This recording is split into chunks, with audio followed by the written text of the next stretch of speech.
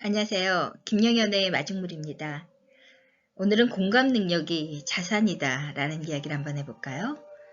요즘 우리 조직에서 일어나는 변화 중에서 어떤 것이 가장 중요할까요? 아마 세대 간의 생각과 가치관 차이 확대가 아닐까 하는데요. 이는 조직의 성과를 창출하는 데 시너지를 낼 수도 있고 장애 요인이 될 수도 있다는 겁니다.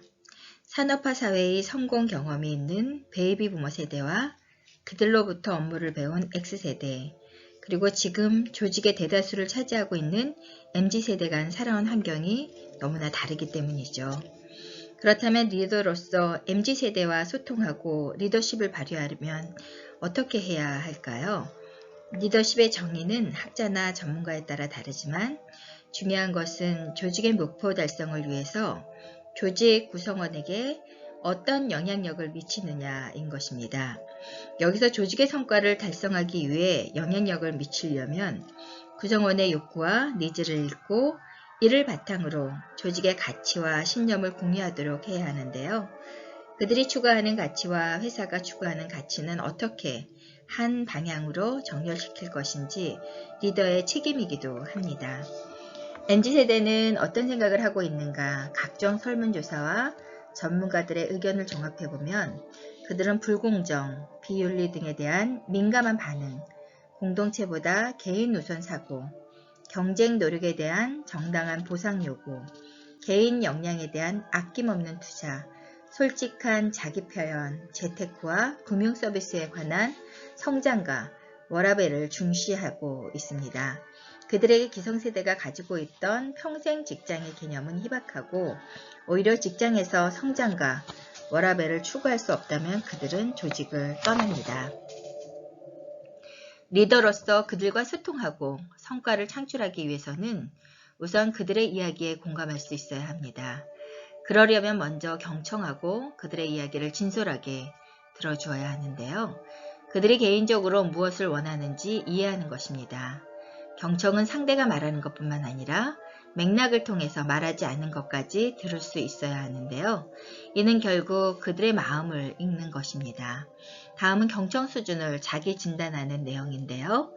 구성원이 이야기하는 도중에 끼어들지 않는 것, 구성원의 이야기를 들으면서 내가 할 질문을 생각하지 않는 것, 구성원이 말할 때 그들의 비언어적인 표현을 중시하는 것, 구성원의 말을 정확히 이해하는 것, 그리고 그들을 이해하기 위해서 질문을 던지는 것. 나는 구성원의 감정 표현을 중시하고 있는지, 구성원의 이야기에 대해 비판이나 가정을 하지 않는지, 판단을 하지 않는지, 나는 말하려는 조바심이 없고 편안한지, 리더로서 나의 경청 수준은 어느 정도인가 아는 것이 중요하죠. 그 다음은 여러분 배려입니다. 배려는 구성원의 마음을 움직이는 힘인데요.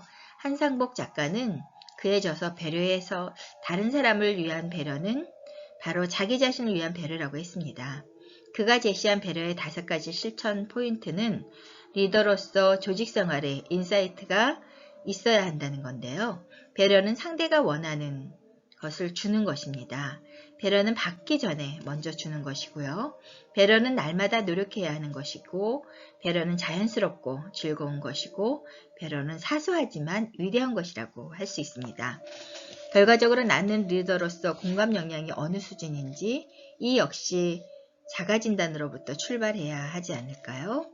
구성원의 상황, 의견, 업무 행동을 이해하는지, 구성원의 일을 기꺼이 도와주고 있는지, 구성원의 인격과 업무에 대한 가치를 인정하는지, 구성원의 약점이 아닌 강점에 초점을 맞추고 있는지, 구성원이 생각하거나 느끼는 것을 재구성하도록 돕는지, 구성원에게 진정한 마음으로 칭찬과 격려를 자주 하는지, 구성원에게 건설적이고 긍정적인 피드백을 제공하고 성장을 돕고 있는지, 자신의 실수를 구성원에게 진솔하게 인정하고 사과하는지, 구성원을 동반자로 여기고 협력적으로 대하는지, 리더는 자기 진단을 통해 자신의 높은 점수가 강점임을 인식하고 이를 더 강화하여 자신의 낮은 점수를 받은 항목에 대해서 어떻게 높일 것인지 고민해야 할 것입니다. 이때 자신의 낮은 점수를 솔직히 인정하고 리더로서 겸손한 자세를 갖는 것이 중요한데요. 누구도 완벽하지 않다는 리더십은 자기 자신을 성찰하는 데서 출발해야 한다고 생각합니다.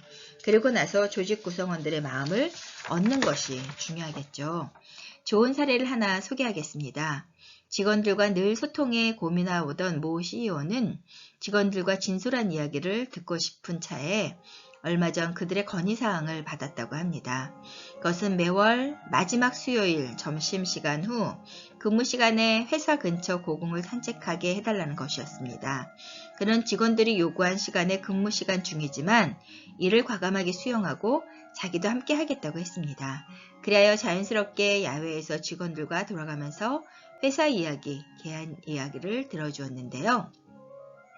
그들이 매우 만족해하고 현재 매월 시행하고 있다고 합니다.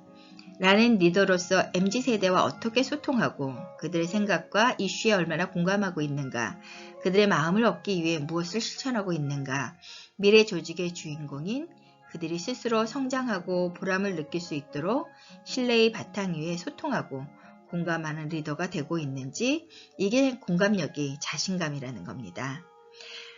오늘 여러분 공감도 자산이다 라는 이야기를 해봤는데요. 우리가 누군가를 이해하기 위해서는 그들의 말을 경청하고 그리고 배려하고 공감하는 능력 없이는 그들을 진정하게 이해하는 건 쉽지 않죠. 그리고 세대 간의 소통이야말로 우리가 한 세대를 살아가는데 굉장히 중요한 일이 아닐까 하는 생각이 듭니다. 안녕히 계세요. 최선희 박사였습니다.